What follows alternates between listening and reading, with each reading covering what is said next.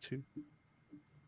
Hey guys, what is going on? We are in the zone. This is episode 155 today, and just like always with these fantasy lists, we're going to conclude with the biggest of them all, the centers in the NBA. Last week we did top 15 because basically everyone's a frickin' forward. So this week it's top 10 centers, obviously with honorable mentions. And as always, I got to start the list with Anthony Pagniello. So Pagniello, take it away, buddy. Alrighty.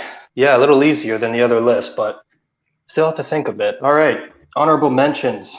We got DeAndre Ayton in here, Clint Capella, Miles Turner. That's a pretty stacked list. I feel like Chris is going to kill me when he sees me in person, mainly because of my number 10, who is Jonas Valanciunas. Boo. Yeah. He was always a nice offensive player in Toronto, but the second he got traded, I felt like he kind of ramped it up in Memphis, like basically averaging like 19 and 13 right now. That whole entire team is injured. So, but he's 29 years old. He's been very consistent, and he's continuing to improve offensively. I don't think it's crazy to think to have JV over the guys that I have in the honorable mentions. So hopefully he can keep it going. So I got Valanciunas at 10. Oh, that's a good one.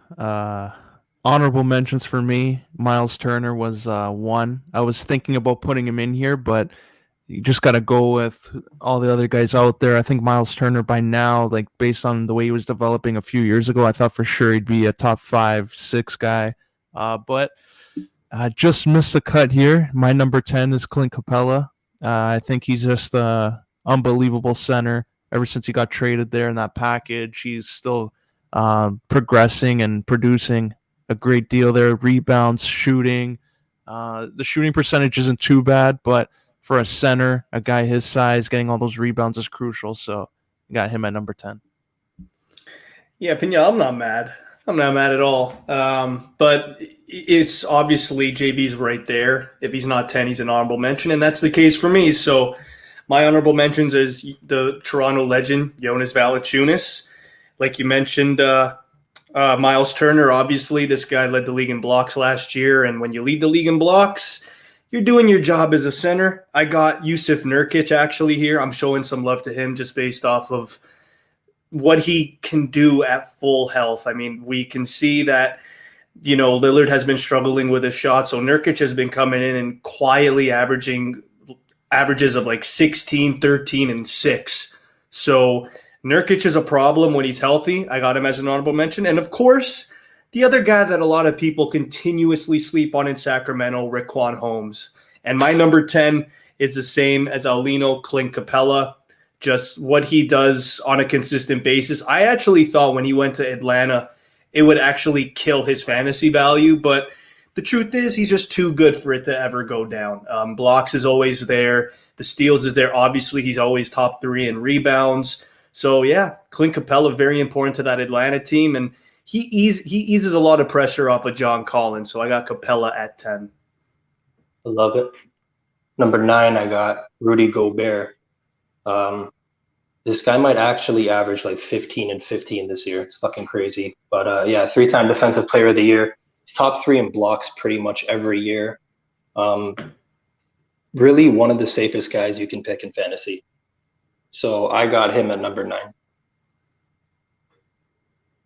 Yeah, this one is a little tough, but I did go with Riquen Holmes. I'm just impressed by the way he's played, and I think it might be a little far-fetched putting him in the top 10 at 9, but over Capella. But you know what? He's really impressed me, and that's why I'm going with the recency bias, and I got him at number 9.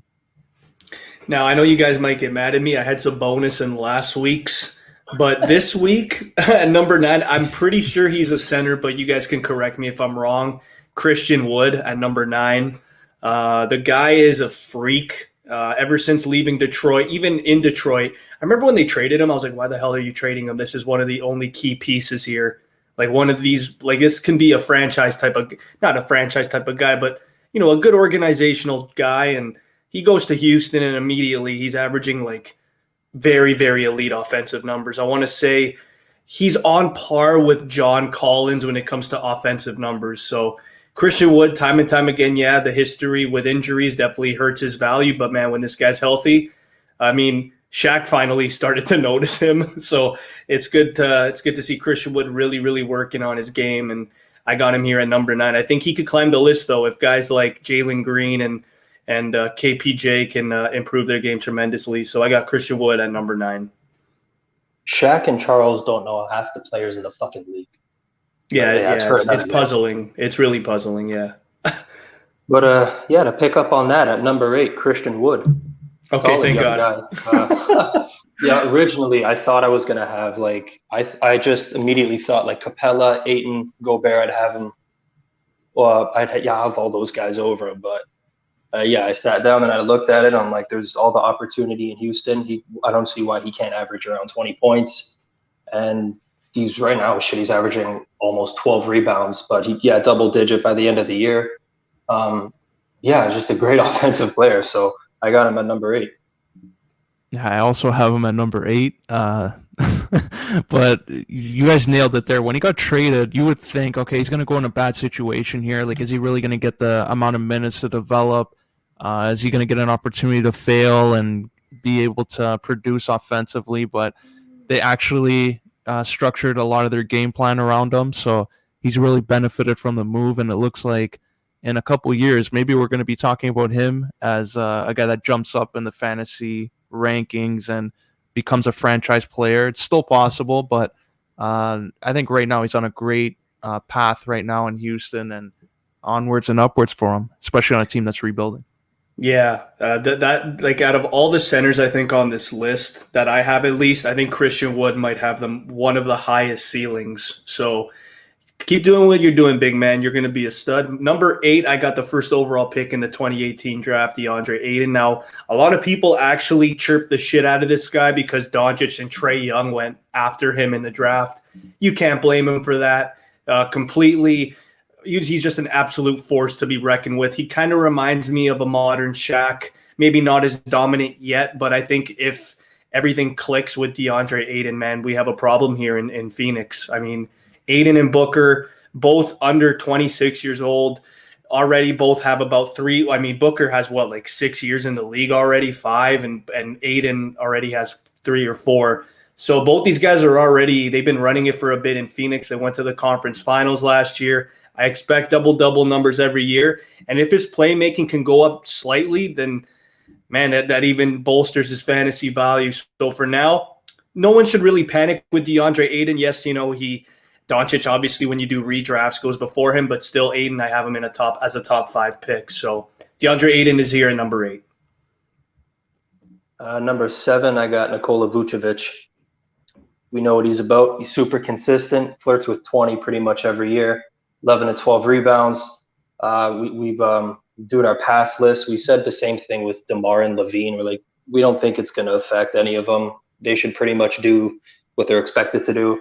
Vooch is averaging 12 or 13 right now, but by the end of it, I think he'll be back to normal. So, yeah, you got to love Nikola Vucevic. I got him at 7.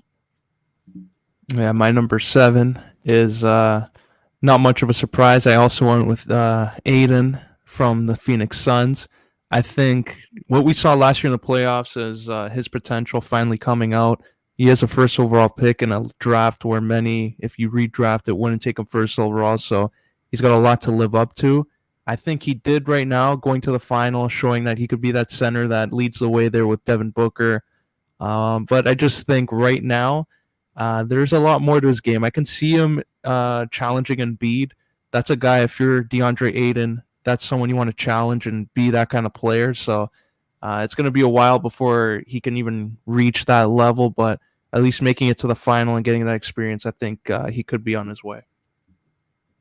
Yeah, my number 7 is Rudy Gobert. I think I know some people probably have him overrated or overhated and all that, but at the end of the day, when it comes to Utah, he got over that black cloud with Donovan Mitchell, and now it's looking again like Utah is for real. They're a top 5 team in the Western Conference, and Rudy Gobert continues to just wow me. I mean, usually with defensive players, you kind of start to decline after 5-6 years, especially as a center. But since like 2015, 14, so like 7 seasons ago, he's been a top 3 defensive player in the league, and he hasn't slowed down. And it just amazes me, his work ethic. He continues to get more muscular. He continues to grow as a player.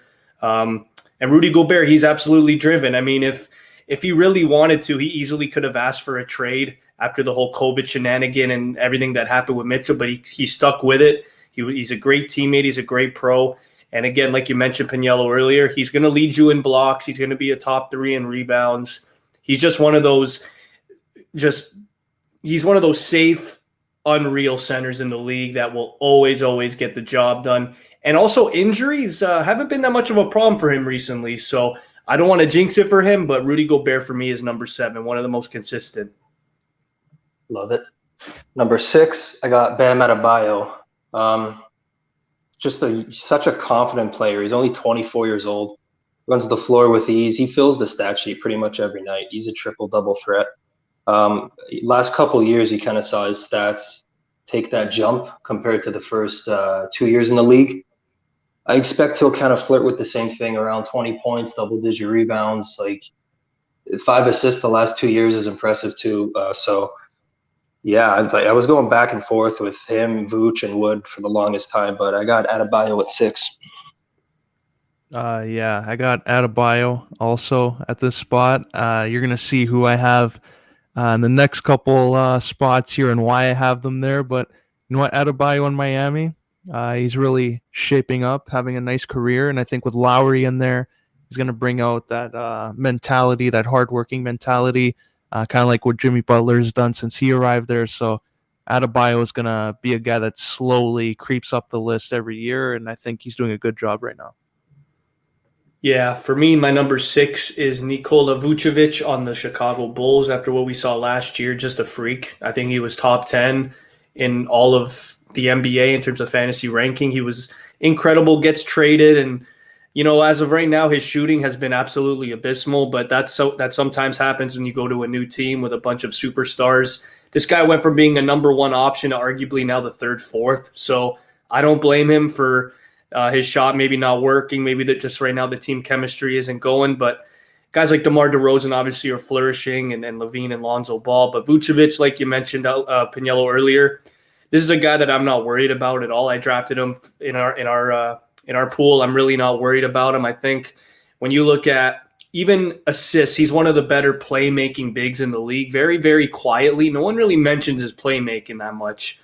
But to me, that's the stat that really made me draft him. And I just hope that this guy can get better and just stick with it. But for now, he's number 6. And if you go back to last year, he's probably top 3. But yeah, number 6.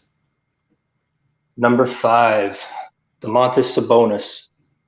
You had him in your forward list last week, so that's just basketball for you. Yeah, runs the offense for the Pacers. 12-plus rebounds the last 2 years. Like, he averages 20 the last 3 years. It's hard to forget he's only 25 years old. He's been in the league for a minute now. I still think there's more to give with him offensively because he plays a lot of pick and roll, and he doesn't really look at the rim until he's within 15 feet of it. So I still think there's more to give offensively. He's a solid young player, so I got him at 5. My number 5, Jonas Valanciunas. This is pretty high, but you know what? I like what Jonas Valanciunas has done ever since he went to play with our guy there, John Morant, in Memphis. Gets traded there, ends up flourishing, and they made the bright idea of trading him to New Orleans, where when Zion Williamson comes back, these two together with Ingram over there in the paint, good luck. I think they're primed there for success. It's all going to come down to Zion Williamson being healthy, but you got JV in there just averaging 20, getting all the rebounds, playing exactly how us Raptor fans thought he can play when he was on the Raptors early in his career, but great to see it coming all together now, so I got him at number 5. Fucking right. Yo, I don't want to get too off board here, but like, did they actually trade JV for Steven Adams? Like, is that actually a thing? That's their problem. That did happen. Why the fuck would they do that? Like Steven Adams has been abysmal, and the other game he played 19 minutes. So you traded Steven Adams for a guy that's been doing it for like 10 years now consistently, and now you decide to put Jaren Jackson at the 5. To me, that trade, it's going to go down as like if Zion comes back and Pelicans shoot right up the standings, and like this trade, it's going to look like one of the worst of the year, man. Like what I saw from Steven Adams the last 2 games, like, dude, he's non-existent. This is not the same Steven Adams from OKC. So, I mean, I'm hoping for him to get better, but to do JV for that's a joke. But moving forward, my number 5 is Bam Adebayo. Everything you guys both said. I think when you look at the setting, it's perfect for him. There was a lot of pressure last year, and obviously it got to him. When he was having bad stretches, man, the fan base was just eating him alive. But he always sticks with it. Not many centers are triple-double threats. He's one of them. His playmaking is elite. His core vision is nuts. And like you mentioned, getting Kyle Lowry now, that's only going to lead to more alley-oops, more passes in the paint for him. I absolutely love Bam Adebayo. I know last year was his career year, but I think, like you guys mentioned, he's just steadily ascending every single year. So I see him, even though guys like Hero have been balling and Jimmy Butler and Kyle Lowry, I still see Bam Adebayo getting his points up about 3 from last year. So Bam Adebayo, straight up baller. At number 4, I got Anthony Davis. Yeah, unicorn. Everything you want in a player. He's always well over 20 points per game. Around 10 boards, runs the floor so easily. Guard skills like a fucking regular point guard. Like, he's up there in blocks as well every year. It's just a match made in heaven. Here's the only issue. He plays half the fucking year. Because in a perfect world, I want to put him number 1, whether he's on the power forward list or the centered list. But it's just the way he is. He's everything you want in a player, but if you can get 65 games out of Davis, yeah, you're rolling. So I got him a 4.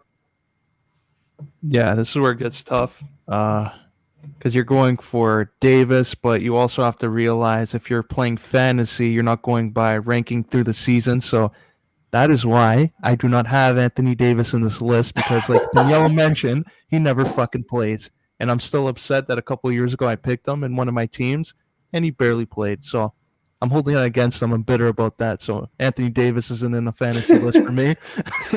But number 4, I got Vucevic from the Chicago Bulls. I think consistency is key with this guy. You can't go wrong if you pick him in fantasy. He's always playing well over 75 games. Like, you rarely see him get injured or take time off. So he's a guy that's always going to get over 20 points, rebounds, assists. He gets all those categories. So I got Vucevic, and he's surrounded by DeMar, Lonzo, and Zach LaVine on Chicago, and they're still doing great things. So he's my number 4. Number 4, 3, and 2 barely play, which is hilarious. But number 4 for me is Anthony Davis.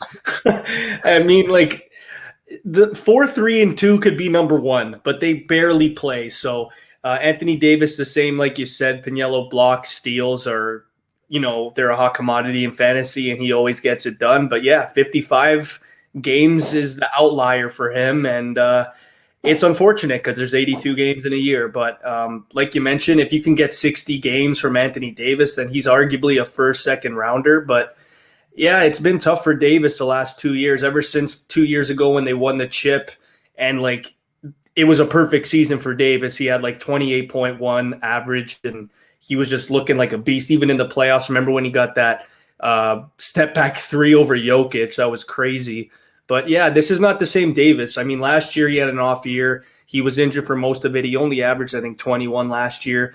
This year, it depends on how Russell Westbrook's growth with the Lakers is. But as of right now, it's looking like AD is he's stepping up. I mean, I've seen, I think it was the last 4 games, he's led their team in points, other than the guy that's turning back the clock and Carmelo Anthony. But other than Carmelo, I mean, there hasn't been a lot of bright spots in LA the last couple games, but Anthony Davis, Hopefully, if he can relatively stay healthy, because I know he won't play, the full year, but if he can stay relatively healthy, get 60 to 65 games, then your fantasy team is going to be just fine. So for now, he's number 4. Kicking off the top 3, I got Joel Embiid.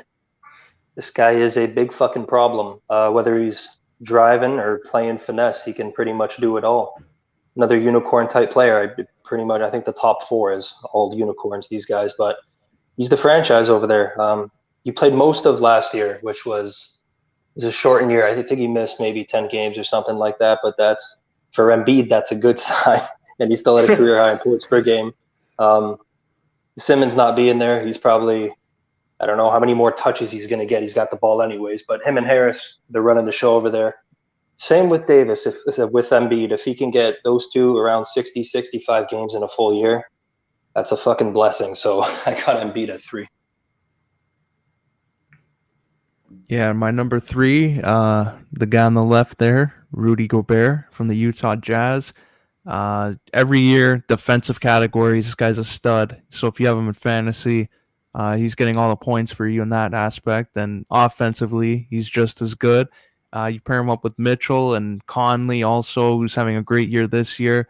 I think Gobert is making a case for himself for Defensive Player of the Year. And I think if they can get everything together, I know last year I kind of had them as my pick, and they ended up goofing in the playoffs. But this is a team with those 3 together. They should be making the finals, and I think it's possible. They just got to get everything gelled together, and maybe this year, maybe next year. Utah, though, they're looking good, and maybe we could see them in the finals.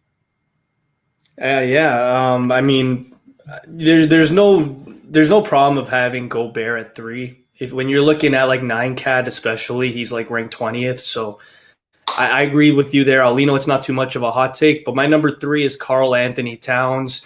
I think it was the first or second draft that I did. I had him I think it was like 3rd in the whole draft. So this guy can average, he could fill the stat sheet, man. Like he can get 26, 14, 6, 2 steals, but like the Timberwolves never win. And Towns, the last 2 years, I know he's had a lot of unfortunate personal issues off the court, but man, when this guy's playing, he is a straight up problem, and he has been a problem since coming in the league, and it's not changing anytime soon. Even though Edwards, getting drafted and averaging 20 to 25 immediately, it's still Towns' team, at least for now. So I got Karl Anthony Towns at number 3, just a straight up monster. Yeah, I got the same guy at number 2. You got to love it. He's just a fucking beast offensively. He tries to do everything for Minnesota, but, like you said, they're ass. So they're never covered. When you lose fucking 9 out of every 10 games, you're not going to be on ESPN. No one really talks about him. But, you look at his stats, and it's 25 and 24 at the lowest for the first 6 years of his career, and he gets 11 to fucking 13 rebounds. This guy is a monster. He's only getting better. God, I hope that team turns it around. So I got him at 2. Yeah, that's a problem with ESPN. They got to fix that, because a guy like Towns, first overall in a great draft class too, and he's been an absolute star player since coming in the league. And there's not a lot of rookies, man. I'll say the last one to do what Towns has been doing is Luka coming in the league, and just even Tatum struggled out the gate. So what Towns has been able to do in Minnesota, man, it's special, and it's just a shame that they don't talk about him more. Yeah, I see Towns more, though. Would you guys think he's more of a power forward, though, just the way he plays? It's tough because, you have Naz Reid there, who's continuously getting better, and Towns is mobile, but, he's been the 5 there for, quite some time. And I remember for the longest time they had Gorgio Dang at the 4, so that visibly stayed in my memory. So that's why I had him here at the center spot. All right. Yeah, that's a good one. So that's why also I do not have him on my list, because they suck, and no one really talks about him. But yeah, I always consider him just the way he plays. I think he should be more of a power forward type guy for their team. You look at Minnesota and you look at where they are when they had Butler, when they had Wiggins, and nothing really worked. Like I think he'd probably be better suited as a power forward, just so we can assist more. And I think that's why I don't really consider him a center, but I do consider my number 2 a center because he's a big freak, Joel Embiid, monster in the paint, MVP caliber guy, like we saw last year. Pick up the slack from Ben Simmons, and he's a guy that changes a game, kind of like a. I don't want to say he's a Shaq like completely, but it's not too far fetched to make that comparison just on how they dominate the game. Whenever he shoots a three, it's a big time moment. Philly gets in the game, gets a crowd invested, and in the paint, we just see how he dominates. So I got him at number 2. All right. Number 1, I think we can all jump in on this. Nikola Jokic, the reigning MVP. This guy's he moves so goddamn slow, but he just seems to get to the rim so easily. Triple-double threat every night. Probably the best passing big man in the league. I don't know unless I'm really missing someone, but this guy's just sensational to watch, man. He's clear-cut number 1. Yeah, my number 2 is Joel Embiid, and my number 1 is Jokic. I think Embiid, the thing that pisses me off with him, and Aulino, Pagniello can vouch for me on this one, is the amount of threes he takes is fucking stupid, man. Like, you got to cut that out now. Like, he's been averaging 4.8 threes a game last 2 years. Like, you're not Porzingis. You're Joel Embiid. You're 290 pounds, 7 feet tall. You're a fridge. Get in the paint, bully everyone, and average 30. I'm tired of this guy. I know it's great to see him drain the three and get the crowd in it, but, like, that's not his game. And, I mean, a lot there, like Pagniello, like you said, there's a lot of unicorns now. Towns is draining a lot more threes than I ever thought he would. But like Embiid should not be in that category. I think he should be like a Shaq. He should be absolutely in the paint and just absolutely dominating. But yeah, when you look at number 1, it's no brainer. It's Jokic. Greatest play, arguably. I mean, he won the MVP last year. I had him in fantasy all year. I was laughing the whole time. Just averaged like 26, 11, and like 7 or 8, something like that. It was stupid. The scary thing about it, Jokic for me, is his 3-point shot is also getting better. And like his play, he's the best playmaking center of all time. If anyone has problems with that, fight me on that. I think he's easily the best passer, big of all time too. And yeah, Aulino, just keep it going with Jokic. He's easily the number 1. Yeah, easily number 1. And last year there was that debate there. Like Embiid was playing so well, Jokic was playing so well. It was like who's going to be the better of the two? But just consistency, I think, was on Jokic's side, and we see that this year too. Just right out the gate again, like he had to go through the playoffs there for the most part without Jamal Murray, and he still took over and that leadership role on the Nuggets, and he's still easily the top center, even though Denver's not the market the Lakers are. Everyone's still showing this guy love, and rightfully so. And I think another few years, maybe can add another MVP to that list of accomplishments. I think it's not too crazy if Murray comes back that we see them in the final, but it's all going to come down to team health, and they don't have to worry about that with Jokic. Also, just want to throw out there, he's played like 6 or 7 years now. He's what, 275, 7 feet? He doesn't miss any time. Yeah, that's another thing too. Yeah, that's another thing too, why he's easily the number 1. He doesn't miss anything. He even plays back-to-backs. It's incredible. Oof. Yeah, I mean, there, like, you look at like a lot of centers in the league, and like we mentioned, Aulino, like you mentioned last year, Embiid, Jokic going back and forth. But man, like I want to say the last 6-7 months has just, it's been all Jokic. Like he's a human highlight reel, and he's just brought Denver to this position I never thought I would see them ever go in, to be honest. Like I remember way back in the day when Carmelo and Billups and J.R. Smith were there, and they were making the playoffs. But like I was looking at this team, I want to say 2 or 3 years ago, like really, really looking at the core here. And this was when Jokic was more of like, I think it was the year he put 18, 7 and 5, something like that. And I was like, okay, like this team, like Jokic is still a mystery to me. I'm not sure if he can do it consistently. They just drafted, I think MPJ at the time.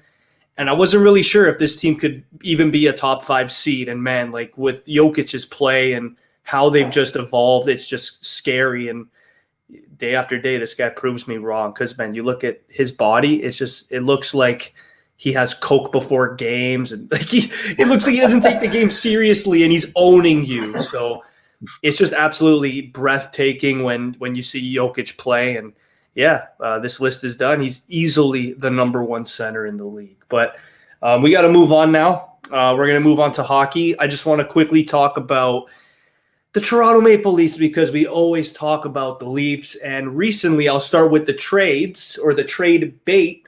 I'll start this with you, Aulino. We got an update from Chris Johnston that Justin Hall and Travis Dermott are on the trade market for the Leafs. What do you think the return can be? And who do you think is the more likely defenseman out? Oh, man, it's about time. I think they look at trades because looking at their contracts, I don't think everyone really expected Travis Dermott to be a long-term fixture here. It's a one-year thing. They give him a lot of money, too. And then he re-signed, and Hall's another guy. Like, they're 5 and 6 on the depth chart. So it's all about finding the right fit and finding what your team needs. And right now the team needs, I think, a bottom 6 and another couple defensemen on depth, defensive shutdown guys, because they have Sandin and Liljegren, that puck movers. But I think they really need to look at cap situations and take advantage of another team, kind of like in a situation they're in right now. I'm pretty sure you sent this article like a couple weeks ago, and I'm like, yo, is this from 2019 or something? Because yeah, I don't know. I thought Dermott would have been gone by now. I'd like Justin Hall. I think he's in a good spot, but when I look at Travis Dermott and his kind of progression the last few years, and then I look at Liljegren and Sandin coming up and how well everyone else is playing, I just kind of assumed he'd be on the way out. And when they extended him, I was like, oh, what the fuck? So for them to come out now and put these guys on the block, I'm like, okay, this is what I expected. Yeah, I mean, we've been watching this team for a long time, and you're looking at this team from the standpoint of what they need, what the problem is. And to me personally, it's definitely not Justin Hall. I mean, we've been praising this guy the last 2 years. He's gone on that top pairing at times with Morgan Riley, and he's looked pretty damn confident. And, for the most part, I'm pretty sure they've had Riley with Brody and then Muzzin with Hall. And I really don't know what's happened this year. I know Muzzin, maybe it's the amount of hockey he's played. It's slowly catching up with him. But Justin Hall is a guy, at the beginning of the year, I never thought he would be in the press box. Like, I never thought he'd be watching. And, I mean, it's great to see guys like Liljegren finally making the lineup consistently. But I don't even know if this is something that's going to stick. I feel like Keefe is just experimenting here with Liljegren. I don't know. That's just my opinion, but I agree with you guys 100%. I think Dermott, ever since we drafted Rasmus Sandin, he was just on a clock. He was just on a timer here in Toronto. And when they extended him, I think they just went full panic after getting rid of Barry and seeing a couple other guys go. So I think Dermott re-signing was strictly based on morale, but yeah, seeing him go on the trade block, it's definitely not a surprise for me. But what do you guys expect? Do you expect another forward, maybe a depth defenseman? Because, like, again, they're not making that much money. I know a lot of teams are probably asking for Hall, but what do you guys think their value is in this market? I think they're both bottom pairing defensemen. They're both useful players. I like them both, but I think you're probably getting back maybe some picks, some later round picks. I wouldn't expect too much. Yeah, later round picks, cap flexibility. Not really much you could get for those guys. Like, you can't go make a splash and get like a superstar winger that makes $5 or $6 million. You have to be smart with that. Maybe a prospect that can help you out next year, but I would go for a pick and just get as much cap flexibility as you can right now. Yeah, I agree. I think Justin Hall is the one that's the more attractable guy there. I mean, Dermott, well, I guess we have to wait and see at the deadline or before, but I still think Hall, if I'm any other team in the league, I'm taking him over Dermott. But I want to quickly talk about the 5-game winning streak that we had, because before that it was really low and then it got really high in Toronto. And, they beat Vegas. They beat Tampa Bay. They beat Boston. Who else did they beat there? Beat a couple other teams. Oh, there you go. They beat them too. And, they were looking great. I think the best game that I saw from them was the Vegas game, 4-0. I went to that game. They absolutely looks. I don't think I've ever been so relaxed going to a game. Like from the face, I know Vegas. They were shorthanded like badly with Pacioretty, Stone, William Karlsson was out. Like their whole top line was basically out. But what have your guys' thoughts been on the big core? I put it on my story the other day. Like Matthews, Tavares, Nylander, and Marner have absolutely been rolling. Is this something that you guys expected, or did you maybe – I mean, I didn't expect all four of them to go off at the same time because usually that rarely happens. But out of the four guys, which guy has stood out the most during this winning streak? You know what? It's fucking Nylander. I don't care what you guys say. But I'm not really that surprised that it's happening just because when you look at those four specifically, their histories, they're sick offensive players. It's just a matter of time before they're going to break out. But I think Willie's meshing well with everyone, man. I love his game. I think he's really coming into his own.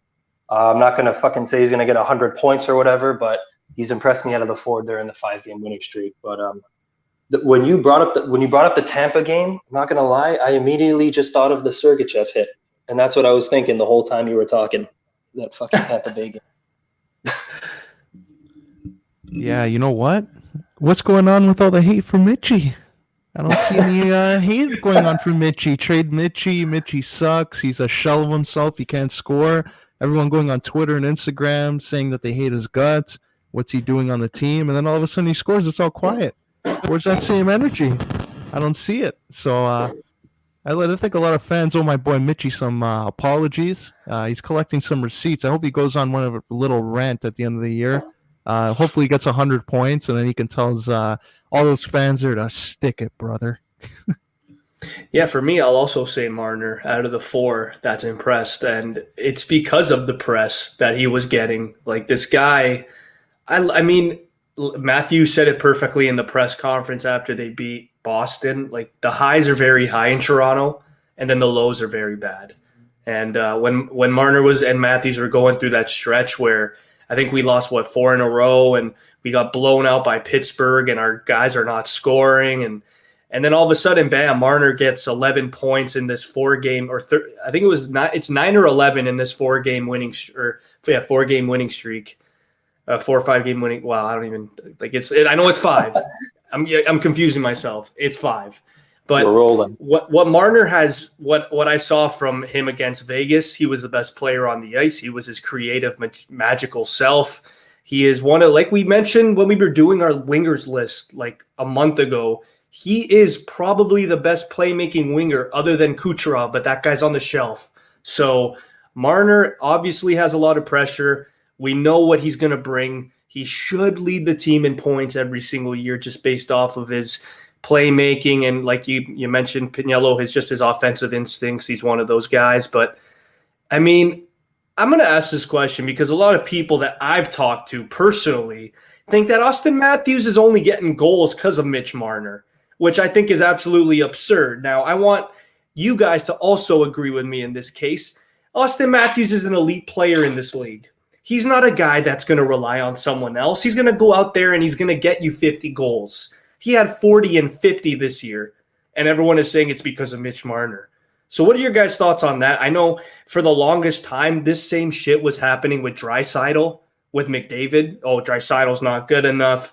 McDavid carries him. And now I'm hearing the same thing with Marner, with Matthews. Oh, when Marner isn't going, Matthews isn't going. Matthews needs Marner to score. What are your guys' thoughts on that? To me, this is not that deep. Marner is a phenomenal playmaker. Matthews is a phenomenal sniper. It's a perfect match. I feel like if they were on separate lines, Mitch would be making the guy beside him better, and Matthews would be making the guy who passes him the puck look better. They're just that types of players. This is really like their second year playing together too. So those arguments are ridiculous. You could really look at like every team in the league and go through that. But yeah, everything you said, man. Matthews is absolutely fucking sensational. One doesn't make the other, but together they're amazing. Yeah, we kind of saw that too with Matthews and Kapanen when they played together, and then Marner was playing with the other line. He played with Tavares a bit, and then that other year with Marlowe, JVR, he split time. So I think it's just all coming down to like they're good players. They're going to make everyone around them better. If they really want to prove that, throw Marner with Spezza, and we'll see '08 Ottawa Senator Spezza just dangle away with Mitchie on the wing, and Austin Matthews throw him around with two guys that can hit, and we'll see something similar to what we saw with him in his first year, just scoring goals and making plays for himself. So I think they can play well together. They can play well without each other. But when they're together and building chemistry right now, this is really their second year together, like Pagniello said. Just continue building that chemistry, and they'll hopefully get to what Edmonton has. Yeah, just to add to what I asked, like the thing that really upsets me when people bring this up is they don't see him as that guy that makes your teammates better. They just see this guy as a selfish goal scorer that will get 50 goals and that's about it. And when I hear that, it's absurd. Like Austin Matthews could stick handle in a phone booth. Like he's one of those guys that if he were to get 50 assists, I wouldn't be surprised. Like just his skill set is just elite. And you can't be saying to me that this guy doesn't make his teammates better. It's absolutely ridiculous. I've heard this from so many superstars in the past, and they've absolutely panned out fine. So, yeah, Matthews and Marner, obviously, when they're off, all the press is all over them. But man, these two guys, they're going to be carrying this team for a while, regardless. Like you mentioned, Aulino, guys, and people saying trade Mitchie, he's trash. He gets these delay of game penalties. He's scared to take hits. But yet, last time I checked, he's the one that's blocking the shots when it comes down late in the game. He's the guy that's going to be on the penalty kill. So a lot of people have to pump the brakes. We all know that this has always been a thing in Toronto. The media eats at everyone. Just ask Phaneuf, Lupul, and Kessel. I mean, they've seen the worst of the worst. I'm just going to continue on. Detroit Red Wings. This team went from, I don't want to say they're a playoff team by any means, but to me, they're one of the more exciting teams. And Pagniello, I know you've always disagreed when I say that. You just think they're going to go right down to the bottom. I got to ask this question, though. I mean, I was looking at the rookie class going into this year, and I had Spencer Knight winning the Calder Trophy. But as of right now, it's looking like the two beauties in Detroit, Lucas Raymond going 4th overall in 2019, and obviously the guy that Yzerman reached for in Moritz Seider. Both of them absolutely killing it. So I'll start this with you, Pagniello. I know you probably haven't watched a lot of Detroit hockey, but what are your thoughts on the start from Moritz Seider and Lucas Raymond? I mean, yeah, it's a great start for the Red Wings. The next little rebuild they got going on. It's a great start. I think they're second or third in the division. I don't have this shit in front of me right now, but yeah, their young kids are really coming through. I still got Zigra for the Calder, but I'm with you on Raymond, the sick offensive player. Also low key, like I think we brought it up before in the past when we talk about Detroit. They didn't fucking really have their team last year. They got Bertuzzi back, they got Larkin back. If Fabry can stay healthy, like I don't know. I'm not crazy about Zadina, but you think he's a nice player. They got stuff building in Detroit. Moritz Seider is a sick young player. I'll never forget when he got drafted, and then like right away, like that went away. They're like, oh, okay, never mind. I think we overreacted. Maybe he should have gone higher in the draft. But yeah, it kind of happened quick with Detroit. Yeah, I don't know if they'll make the playoffs, but regardless, it should be an exciting year. Yeah, Steve Yzerman deserves all the credit there, turning that around. Holy, they were really going downhill, especially when Mikey got relieved there. He just decided, I'm not going to sign my contract. I'm going to go to the Leafs, fuck up their team. But I think after that, like Holland had to leave. He was there for so long. Like once you are in a situation like that, like decades on the team, like you need a refresh. And him going to Edmonton was the best move. And now Yzerman comes back from Tampa, and he does everything right. Drafts, does the same thing he did there, and now we're going to see maybe the next few years that Detroit Red Wing team kind of like have the same success as they did in the late 90s. So It's exciting if you're one of their fans. If you're in the division with Detroit, you're not so excited, but it's good, it's positive, and something in the right direction. I have full on faith in this team. I think this is a team that can absolutely surprise people this year. I don't want to say playoffs, but like if they were to do what Montreal did last year, not in terms of going to the Stanley Cup Finals, but in terms of like sneaking in, I wouldn't be surprised, man. Like Raymond is looking like a 5-year player in the league. Like he looks like he's been here for so long. Moritz Seider, some analysts are saying he's the Drew Doughty in Detroit, which I mean, it sounds like a lot to take in, but he's looking absolutely incredible out the gate. I'll ask this because there's kind of a theme here. I think all three of these teams that I'm going to mention are not. It's not that they're really, really bad. It's just that the last couple of years they've been really bad. I want to bring this up, Pagniello. You know, I bring up Detroit. I have to bring this team up now. The Anaheim Ducks. They're eight. I think they're 8-3-2 to start the year. Troy Terry has been on a complete tear. Ryan Getzlaf's looking rejuvenated. And then, of course, I want to talk more about the Ottawa Senators, where they started really well, and now all of a sudden they've completely just flat out. I mean, Pagniello, it's safe to say that we all called it, that they were going to be among the worst in the league. But out of those three teams, out of Detroit, Anaheim, and Ottawa, which team do you think is in the best state right now into this season? Give me the Ottawa Senators. I like what they got going on over there. It really is a toss-up. There's good young players on all three of those teams, but I think a Thomas Chabot, Brady Tkachuk, Tim Stutzel, they were kind of, Ottawa was in the shitter seriously for 3 years, and they kind of got all these guys at once. So I don't think there's a wrong answer here, but I like what Ottawa's building. What's the point of asking it? Ottawa's like, I don't know. I like what they did. It's just when you have an owner like that, eventually he's going to say, I don't want to sign this guy too much money. Then that guy's going to end up going to another team and making them a playoff contender, a cup contender. So I think it's a nice run while they're all making limited contracts. They're not making like 15 million, 12 million. So once the salary cap goes up, I hope they have a new owner in place, because this team will go back to where they were a couple years ago if this owner doesn't want to spend. Yeah, I mean, I love what Ottawa's done in terms of the forward group with Josh Norris, getting him. I think that's an absolute steal. Drake Batherson, what a 4th rounder. That's looking like an absolute joke now. But I want to talk about their defense, because I was watching TSN not too long ago, and they kind of went in depth on their team, and they made a really good point. Like, their offense is pretty damn solid when you look at the top 3 lines. Like, even Nick Paul has surprised me this year. But their D, you look at their D, man, and it's garbage. Like, Chabot is the only guy there that's consistently doing it. Victor Mete's a nice D, but like, you're telling me Zub and Bernard Docker and Brandstrom barely making the team. Like, this is easily the worst D core in the league.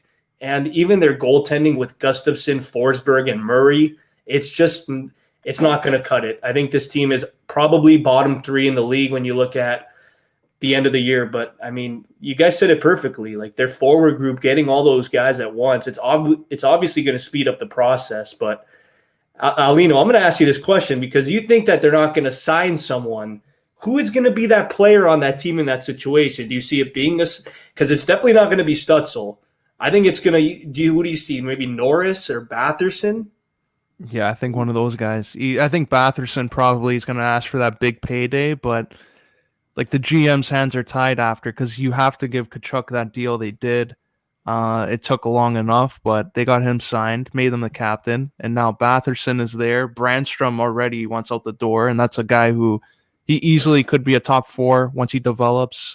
He's a really good player, but that's another important player off your roster that you have to go replicate and find someone who has that same style. And with an owner that everyone, or not everyone, maybe a good portion of the league isn't too crazy about playing for, it's going to rub people the wrong way. And I think that's going to put them in a position where they're going to settle for those bottom pairing, like, depth guys to step in and ask too much of them, and they're going to hinder their success because of that.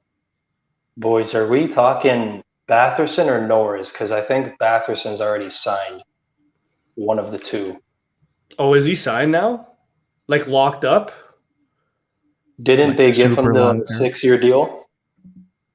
Oh, maybe they did. Yeah. Okay. All Then right, if it's Norris is not, out It the would door. it would be Josh. Okay, yeah, he is their number one center, so he would be the next. That's still a fucking huge problem. It's the exact same thing. yeah. I mean, no, well, because Norris was what, a first round pick in the 17 draft, and like San Jose, like, you're looking back at that now, and it's not good. But you get Eric Carlson, pretty good defenseman. But You brought up their D though. What really oh, fucked them? It's Brandstrom. It's not getting enough back for he's Stone. terrible, man. Because Nah, like he's good. He as needs much time. as much good as they done, you're trading a guy like Mark Stone. Oh my God. You need something on that fucking You roster just know back. when Brandstrom goes to another team, he's gonna be the Eric Carlson. You watch. Oh, I hope so. As long as it's not in Ottawa, because man, I said from day one, Pagniello was there when we did it. I said that trade is an absolute joke. Like, it doesn't matter how good he can be. You're trading your best winger you've had since Alfredson. And like, I mean, he was what, like at the time he was what, 26 when they traded him, 25, 26. Like, oh, I don't know. I don't know with this, but it's safe to say I told you so. I mean, for now, Brandstrom not looking too good, but they do have Bernard Docker too that they drafted first round, late obviously. But okay, now I want to conclude hockey with this because it's basically the same thing, but just give me a quick answer here. Who's been the more surprising team out of the three that I'm going to mention? Detroit, Anaheim, or Nashville? Which team has surprised you the most? I'll go Detroit there.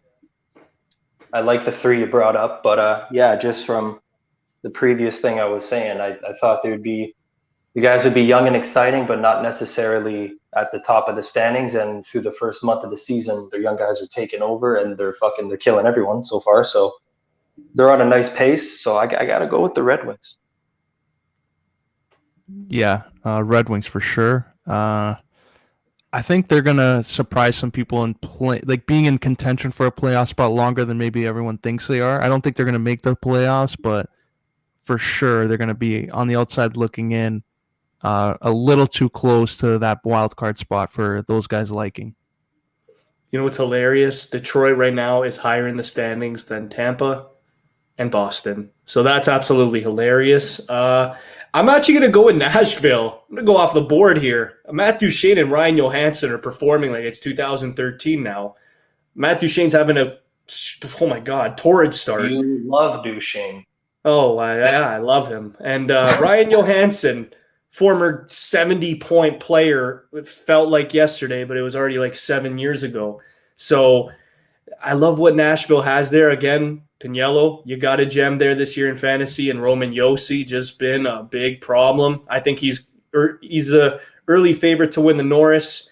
I think a lot of teams, when you look back at the status of Nashville, a lot of guys don't take them seriously. And to be frank, I mean, why should they? Over the years, Johansson and Duchene down the middle just haven't worked for them. So they're finally coming together. They're getting the wins. Dante Fabro's looking a little better too, but man, ever since Ellis left, it's been all Yossi, and he has not disappointed. But we got to go to the rink.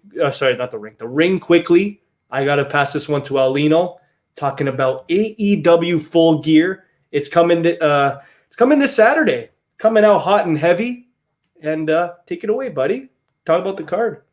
Oh yeah, so Saturday pay-per-view is a little bit of an adjustment. Not gonna lie, kind of been used to those Sunday ones, but this Saturday they got a pretty loaded card here. CM Punk, Eddie Kingston, Darby Allin versus MJF, Christian Cage and Jurassic Express versus a Super Click.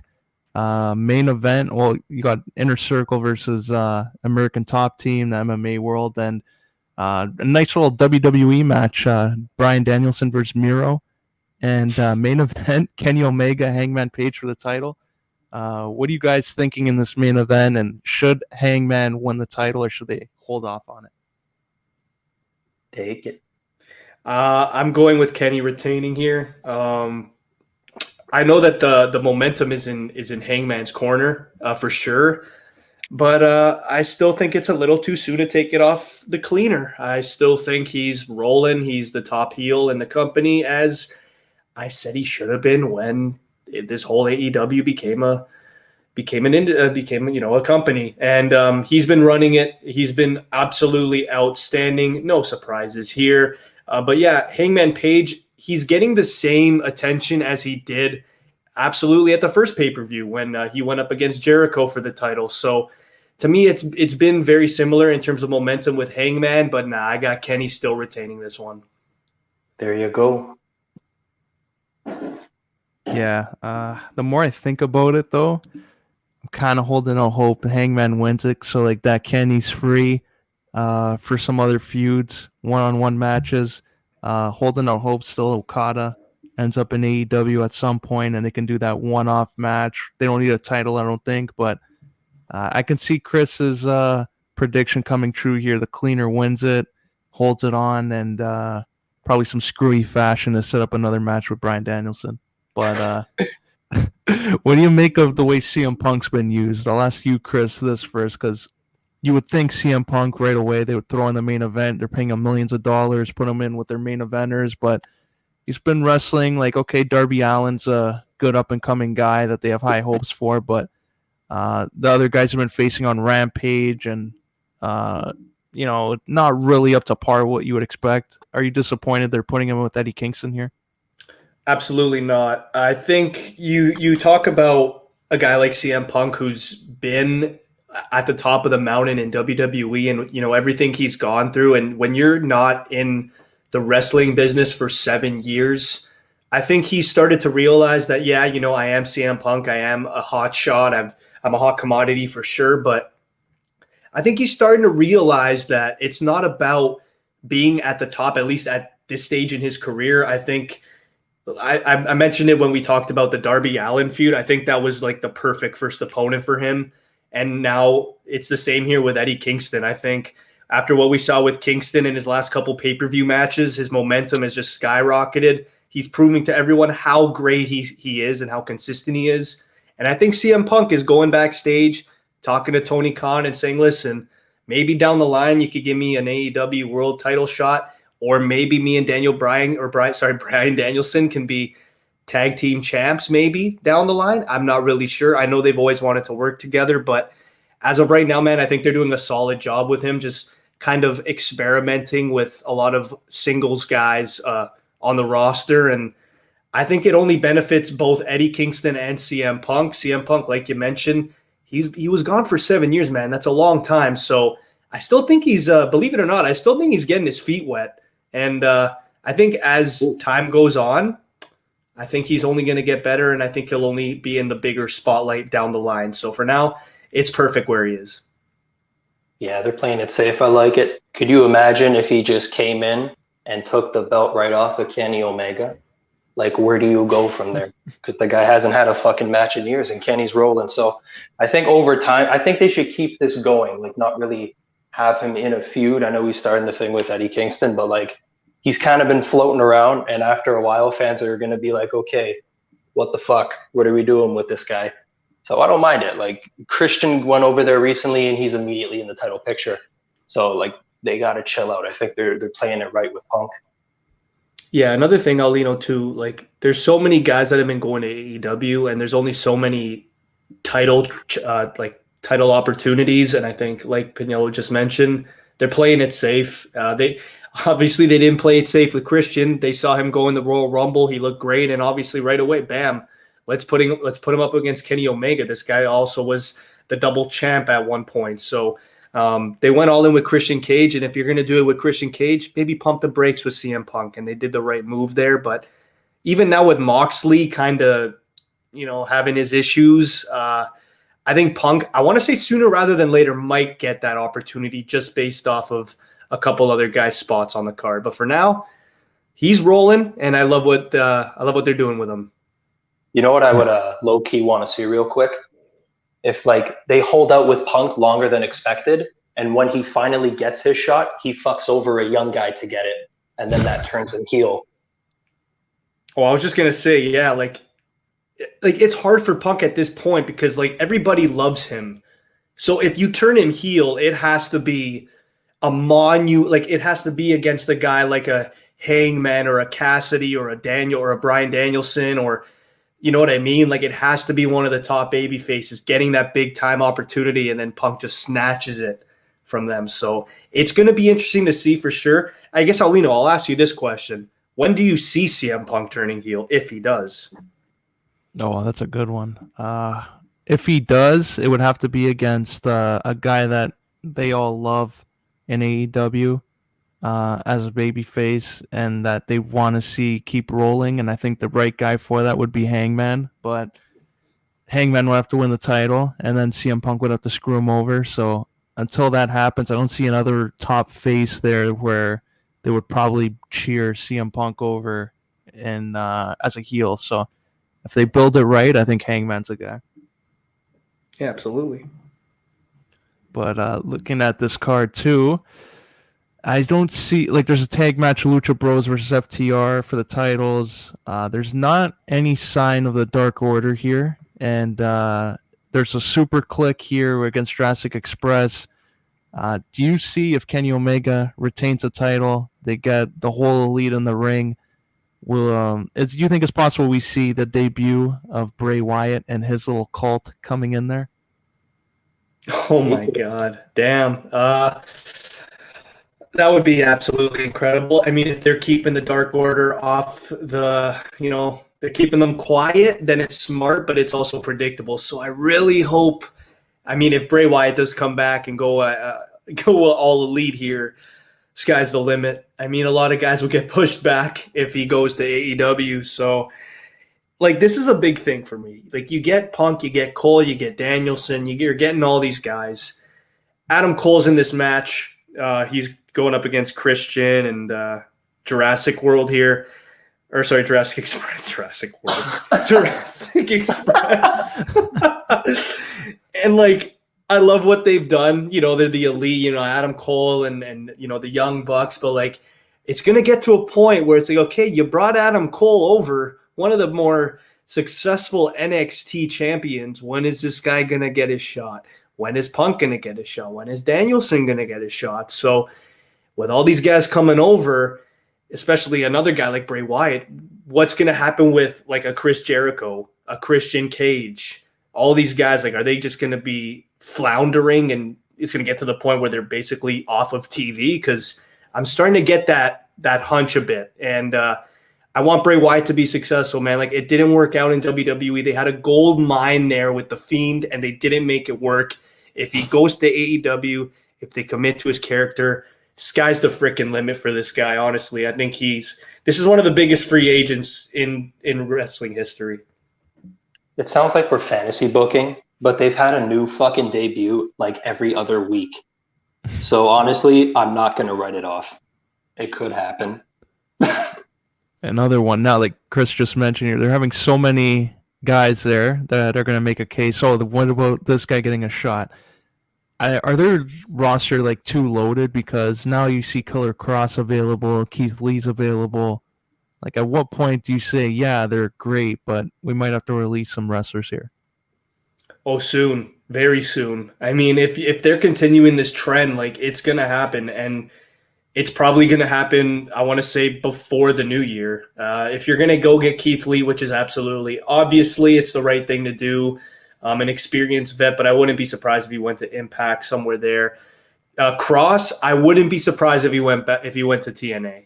I just think, like, he's a guy where I don't think he liked exactly where he was in WWE, and if he goes to AEW, he might be in the same position as, like, a Brian Cage, so I don't know if he really wants to be like that. So I'll say TNA for now with Cross. But when you look at Keith Lee, I think AEW can't ignore a guy like that. So it's a good point, Alino. Their roster is stacked now. Just look at this poster alone.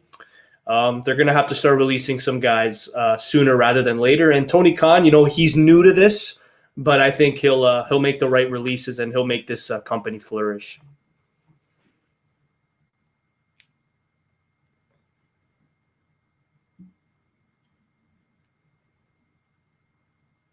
Oh, Pagniello.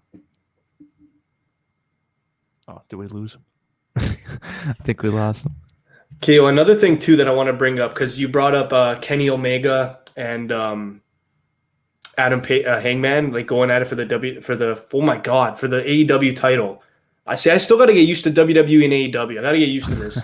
But so we have Darby Allin versus MJF. We have Miro versus Bryan Danielson. Both of these singles matches we have to watch out for. You know why? Because I feel like these four guys specifically are in for a huge 2022 with this company. And now I don't know if that means AEW world title, you get the TNT title. I have no idea. But man, when I look at MJF, it's going to get to a point when Hangman wins, because I know he is. When he wins, MJF has to be the first guy there to take it from him. Because what I see from him, he's a main event guy. He's about our age. The future is now, obviously in so many other sports. I think MJF is an absolute superstar. We saw his feud with Chris Jericho. A lot of people in the beginning didn't really care for it, and then it became a 3-4 match masterpiece. The storytelling was incredible. But I got to ask this question to you, Aulino. Like, you have MJF, you have Darby Allin. The winner of Miro and Bryan Danielson will take on the winner of Omega and Page. Do you see MJF inserting himself in the AEW world title picture as soon as the next pay-per-view with like a Kenny Omega and a Bryan Danielson? Yeah, I can see it. If Hangman wins it, it's possible. But if not, I just see him going after someone else again, because he is going to be in this feud with Darby Allin. So I wouldn't be surprised if they go Darby Allin, like takes a loss or something, and then Sting steps in and he goes after MJF and they give him another legend to beat. So I'll say no for now, but eventually I think once Hangman Page wins it, that's going to be the first opponent. MJF reminds me of The Miz, where he can pretty much do anything. It doesn't matter what he's involved in. You're going to pay attention. Absolutely. Anything else to add there, Aulino? Yeah, we're good on that front. That's AEW Full Gear this Saturday. So yeah, I got to adjust to that.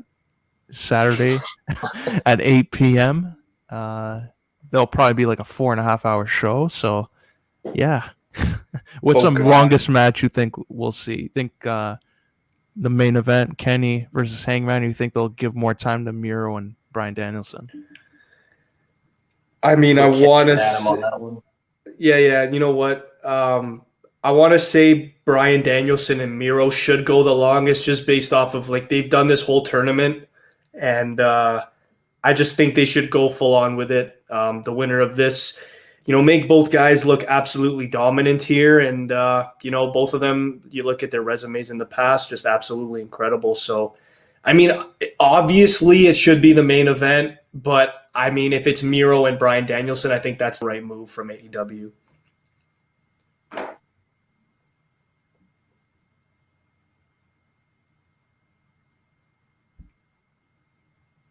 Well, close it out here then. On that note, that's been another episode.